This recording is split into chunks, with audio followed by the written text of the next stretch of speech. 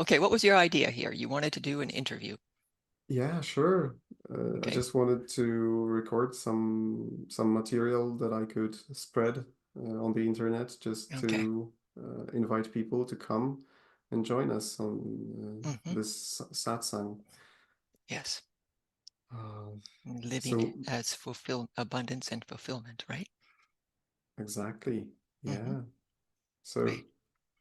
what does that mean? What's abundance in this context? Abundance is more than enough of all the good things that you would love. So you feel supported, loved, and cherished by the universe, by yourself, and gradually all the people around you join in on that. They can't help it. So it's very inclusive. It's not only about money, it's not only about spiritual stuff. Right. It's spiritual in its regard of everything as particles of energy in movement, which it displays itself as the universe that we see, hear, touch, and feel. And we know that from physics, that it's all particles. So something called money, food, thoughts, our breath, blood in our veins, all of it's made up of these particles that are animated by love. So what's happened in regards to the particles we call money is that it's been given more power, as if it's something more than other particles, than say, what do I have here? My mouse, right, for my computer. Um, it's us that gives it the power, so we can take that power home. And this is what I like to support people to bring mastery of where have they given their authority, where have they given their power, and they call that home, and then they can reapply it into containers of invitations to the universe on what you would love more of. And you could probably hear it in my voice. There's an ease and a peacefulness and a safety feeling where the nervous system of anybody listening to my voice, sometimes they react because it's like, whoa, they're just not used to it. That this feeling of calming down. And all that means is that that's what I have given myself. And it shows up in the sound of my voice, in the way that I move. And so I'm leading by example of making myself the experiment. And I have found ways in this experiment that really, really work. If you're willing to acknowledge that you are a human being, and being a human being can be really tough in some moments. How's that sounding? Is there any questions about that before I carry on? Yeah, lots of questions. Mm-hmm. Uh, so how does this topic of abundance, including money, relate to spirituality in general, to awakening? Because to some people it might seem like it's not going to fit together. Money seems to be a taboo in the spiritual circles, Mm-hmm. and taking money for spiritual services, so to speak, Mm-hmm. and charging money for help um, seems controversial to some people. Mm-hmm. Um, Okay, yeah. so, how would you address that? Well, first off, remembering that money is particles of energy animated by love, and it's up to us if we see that as something different, or that's not okay, or as if it's not welcome, or if it's too welcome. I mean, you can see, because of this empowerment of money, as almost as if it's God, or if it gets to say whatever. Um, we need to claim that energy home so we can be with it in a way like we are with anything, like with a pen or with our foot. You care about it. You take care of it, right? You don't go walking around on glass with your bare foot. And in this way, we need to take care of this part of existence called money as well. Because in each moment, all of it is a vibrating expression of existence, including money.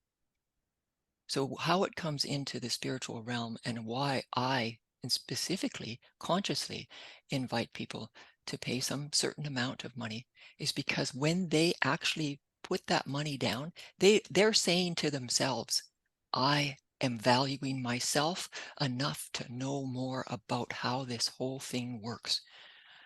I am valuing myself. They're coming with an open expectation that they will receive what they come for. We don't know what that is until they arrive, but receive they will, because they've already said so. They've already put value to themselves. It's just like how when we go and buy an apple in the grocery store, we can then eat the apple and we don't even think anything of it. We go, we purchase it, and that apple is ours, and we can do with whatever we want with that. So this is the same thing. If you're receiving always apples for free, in a way, I mean, a tree will give that to you, but you still have to take care of the tree. But it's a messy equation when something's for free, and usually everybody goes and they go, oh yes, it's all nice, but nothing sticks because there's no value put to it. So I'm saying and inviting, please put value to yourself. You'll know when you hear my voice that there's something here for you, because this support is quite unlimited. What I like to say is I support people to become their own recycling depot, to recycle, to allow themselves to feel what doesn't feel harmonious, but to really not touch it, but feel it. And then it transforms into what love is inviting. And love is love. It's loving us. We're loving us. We all know what love is. Isn't that extraordinary? We could miss love, and they say, oh no, I don't get to feel loved. I don't get to, and it's like, but then how do you know what you're missing? You wouldn't miss anything. There's something that you felt. And I like to support people to feel so loved in their lives by life itself, so supported that they relax. And when they relax, more of life can come to them.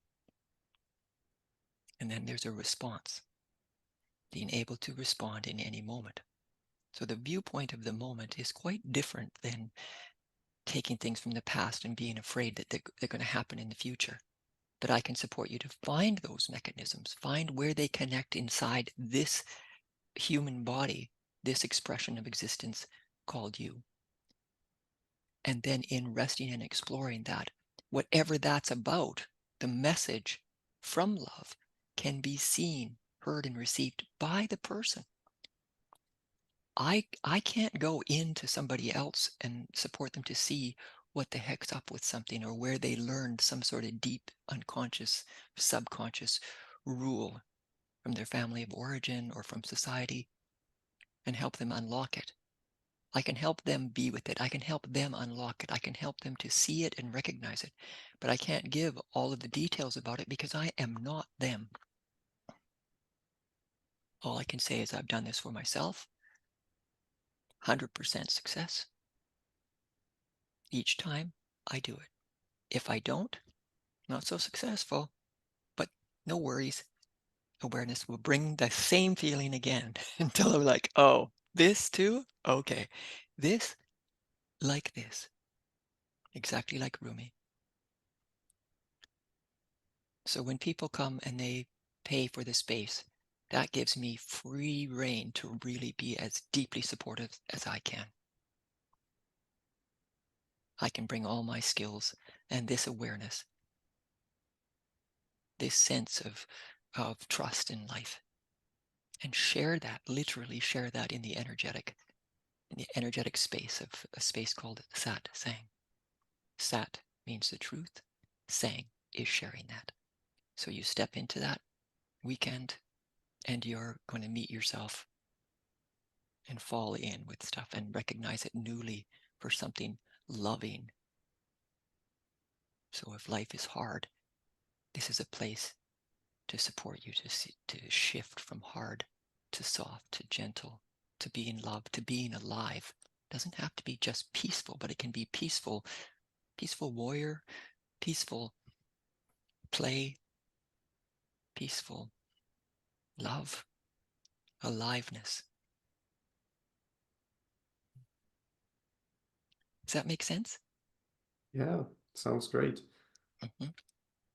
And how does that tie into the core of satsang, as I understand it, as a way of exploring the path, the pathless path, Mm-hmm. Mm-hmm. the road to enlightenment?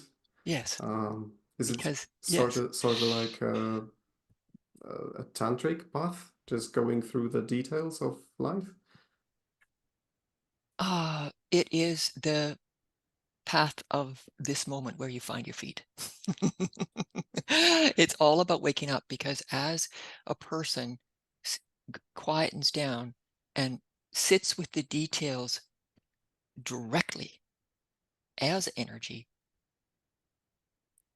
they cannot do that and not be present. So in other words, when they do that, they are totally present to what is, whatever is happening, whatever isness is enlivened in that moment. So, but it's conscious, because you know, if I say to you, you know, or support you to fall in with, say, some sort of contraction around the solar plexus, and then you rest with that contraction, while you are feeling that, you are being completely present. The more you are completely present, especially to exactly life as it is, as it presents, like this, exactly like this, then that creates a sort of thickening in yourself as awareness at play. That is the awakened state. Awareness at play is what is happening, and then finding that as your reality, where we've been hooked into the play of the human details, the surface details, the drama of the human condition. Well, this is the part that actually has been with all of that, but it becomes the first place of where everything's happening, and you recognize that you are literally with this part, this bigger aspect. It looks bigger, but size doesn't really work if you try to make something bigger or smaller. But it's what everything is resting in, and it's what you've been really listening to life from. But we get caught up in the details. We're told to be field dependent, look out there, you know, try to get something out there. And out there is out there. In here, in what appears as this here for each person, is where the call comes and where the energy responds. So it's coming cleanly to that. So there's nothing in the way of whatever it is the call is for to happen. And we can look at that. It's really easy, because you, and let's say, Bartosz, is it true that this awakening is a call that you know about? Yeah, sure. Right. For years it was just intellectual for me, and I used to um, put it somewhere outside. Yeah. I used to perhaps fantasize about it, or Hmm. um, I used to think it's for other people, Right. for Yeah, yeah. those special people. And when I met you, I shifted immediately. I felt it's calling me, Mm. and I feel like it might happen in this lifetime. Hmm. Uh, Hmm. and the more time I spend with you, the more I feel like it's closer than close. Like it's Right. just like the veil is super thin. However, it's still there, and I don't know how long it will take Hmm. to pierce through this veil, Okay. but I have surely felt um, the fragrance Yes. And the of reality that it's awakening. you, right? Like, because when you say that the more you spent moments with me, it's not so much me, but it's this support to say it is you. That's my support. That's right. It is. And I keep supporting each person to keep coming home to where they are and their truth, not making it about this Canela. I'm a supporter of mastery of self, not an example to, I mean, don't be me. It's crazy. I mean, it's fantastic for me because I understand what the heck happened. and I've opened to all the nasty stuff that at first it felt nasty. So it's that recycling. But in this that I asked you about, this interest in awakening, where did that come from, this interest, right? It's not like it just came out of the blue, right? One day it just was there. So there's something different, and there's something different than how life appears to be, perhaps. But where did it come from? It came from awareness itself, calling itself to itself. Same as anything. It's a natural living of self. If we look at the example of eating an apple, there's something arises. Either you see an apple and then you feel drawn to it, or there's a hunger inside and you feel like an apple. But something came and arrived, and something heard that. And that is the play of life. So when we include the human aspect, we include the actual real here-ness of each person, where they are including their viewpoint of what existence is expressing. Yeah. So sounds very true. Yeah. So I can talk about this, but really, like, my temptation there when you said that you could feel there's still a veil or still something there, and it's like, ooh, very tempting for me to go, okay, let's where, and do what I know that, right, support the person to go where the energy, I can feel where the energy is from a person's voice. I can feel and see. It's just naturally happens. I'm highly empathetic. And so I stop them in their talking of whatever, appropriately, gently, to say, okay, there, what's that? And I use their own words of what that is. Veil. There's still a veil. Because you can't say that there's something here and not be aware of it. So you see, the two are together. Awareness is playing itself out, and it wants to know itself. It wants to become conscious of its own self in an expanding universe. And that's the play of being human. And the closer we are with that, the more joyful, fun, fulfilled, and abundant, because we do. Money is part of this, and it's a huge resistance. Yes, grab it, get it. That's not what I'm saying. Allow it with love. How would you like to play in life and really be respected for that, your time and interest in a particular direction? People want your support because they know it's genuine and good and natural.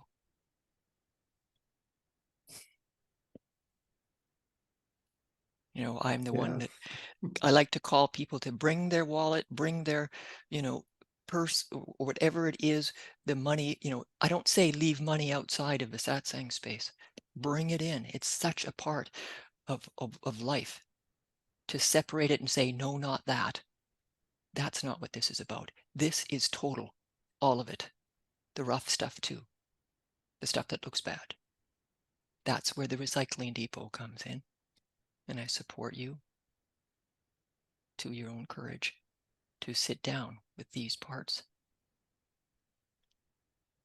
and let yourself just feel them energetically, because they'll be tucked away and held inside until you're ready to open. And I support that opening, the recognition, and the recognition that it is actually love, even the most nasty stuff that at first looks really bad. Perfect. But not in a way of generality. I'm not going to say, oh, what about this? I mean, I can answer those questions, but it's just not as supportive when the mind says, oh, well, if that's true, what about this? And, talk about some sort of world events out there. I can see where things shift, but it's just it's just an idea until the shift actually happens. I can see that love is always attempting to bring more harmony to the human experience. And how it does that is it creates discomfort to get our attention, so we do something about it. Now, this doing is actually the opposite in this satsang.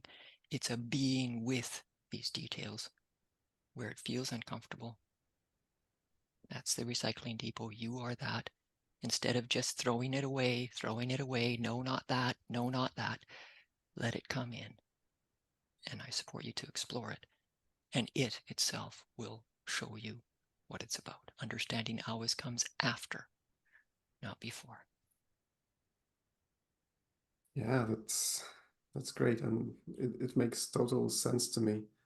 And that's also a great thing you do, just cutting through the story and going into the feeling. Yep. And yet we need the story. I don't say throw away the story. I invite the story because in that will be all these aspects of what the person is here to be with. It's perfect setup. It's amazing. Yeah, sure. And yet we do not have to change the story or It changes work itself with it. Yeah. once the truth is known. Satsang, right? It's a sharing of the truth. The truth of you will expose itself to you. I support you to hear, see, and feel you. And the other part that this satsang that seems to be a huge part of what people really like is to be heard and seen and felt 100% without judgment. That people want to be heard, they want to be seen, they want to be felt, they want to be acknowledged for the reality of who they are. And that's easy for me because I see people as whole already. I can't see what's going on or where the limitations are. I see them as who they are. So speaking whatever, I understand that it's coming from some place that I can't see, whatever it is. But I see a whole person. And just in that alone, to be fully seen and heard, calms something down. Some of the struggle to belong, to fit in, to know that you are part of life and a viable part of life. It changes everything when people feel that. Oh yeah, it does. I have experienced it, Mm-hmm. and it feels wonderful. No matter what I come with and what I bring to satsang. But uh, what would you say to somebody who's afraid to feel all those emotions that they want to run away from? Perhaps they are feeling depressed or maybe even suicidal. Perfect. Welcome. Welcome. I have depression runs in my family, and I've actually fully attempted suicide myself and luckily lived. So I'm not saying attempted. But I'm not saying not to as well. I'm not one in control. You are. But what I like to support is an exploration of that energy of depression. Supporting people to sit down with that as an energy, to see what is being pressed down, what is being depressed. So we're so used to hearing ourselves and hearing these energies. That's what you bring me in for, is because an outside person can sort of see and feel them right there. That's the part to sit down with. But the person needs to share something with me to actually share the reality of their experience of being human. It's lovely, people coming, oh yeah, no, I'm really getting this, and I can hear that too. I can hear all the wins. I can hear the evolution of one person as they embrace and embody themselves as a human being, as existence itself. They're together. But it's these other parts, I welcome the messiness. I welcome the hurt and the pain and the misfit and the unjust unfairness. Right? These are things that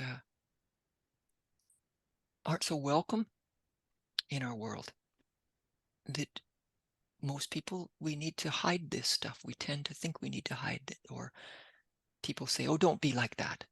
Get over it. Well, if you've been running away from this stuff, like you say, now you're too afraid to come well. That's your choice, but know that you are doing that. You are running away from yourself. So yourself is not going to go away. Eventually, you will want to be with these energies and sort out what the heck is really going on.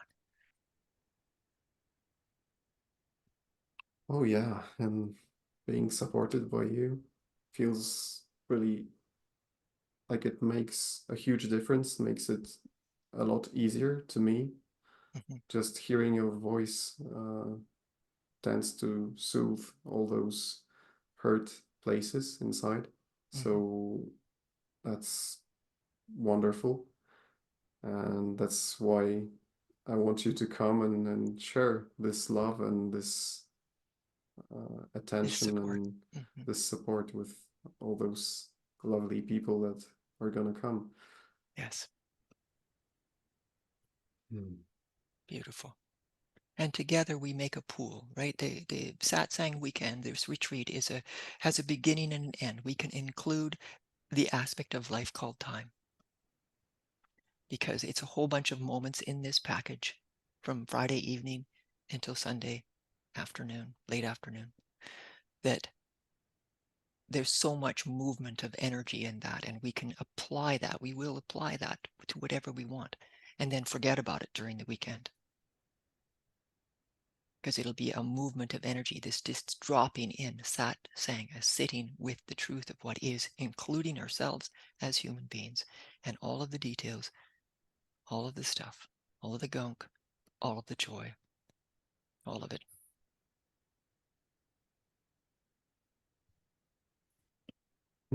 Amen to that. Amen. Amen. Right? It is. There's nowhere else to go. There's no deeper. Like there was a place where I said, okay, well, is this it? Is this? And it's like I could not find anything deeper, more representative of life itself than the energetic expression of who we are. And the miracle upon miracles of how it's been attempting to call us to love for so long. Of course, Yeah. of course, I want everybody to feel themselves as loved, as cherished, as powerful in a way of feeling good about who you are and about the talents and skills and abilities that you bring, because they're here. They were already given to you, every single one of us. And you know that. Everyone knows that. Everyone knows the genius of who they are, and they've been attempting to share it. They see other people able to share theirs, and they want to do that too. Well, this is a way to find and cherish and share. It's an impulse, right? But sooner or later, people will say, okay, what really is this? Well, that's a question I can support them to find their answer, for sure. Oh, I'm sure about that. Mm-hmm.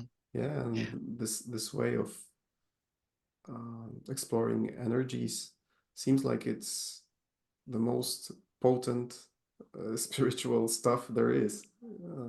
At least so it seems to me, because I've tried different things, and any other practice I bring it to, it Mm-hmm. just grows.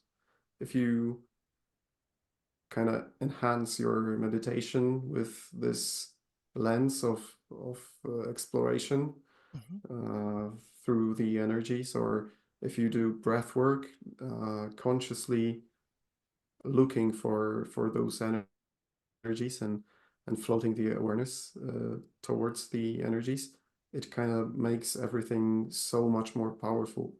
That's my experience so far.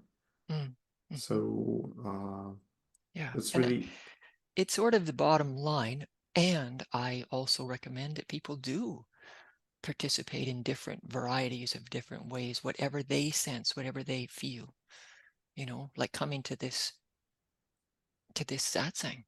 This is for you, about you, from you. It's for you to decide, and you will feel it. You'll feel the draw. And I just invite you to follow that feeling and come to meet yourself. That feeling comes from you. I can't reach out through this video camera and jostle somebody's energy alive. It's already happened if it's happened. And you'll know. And people will know.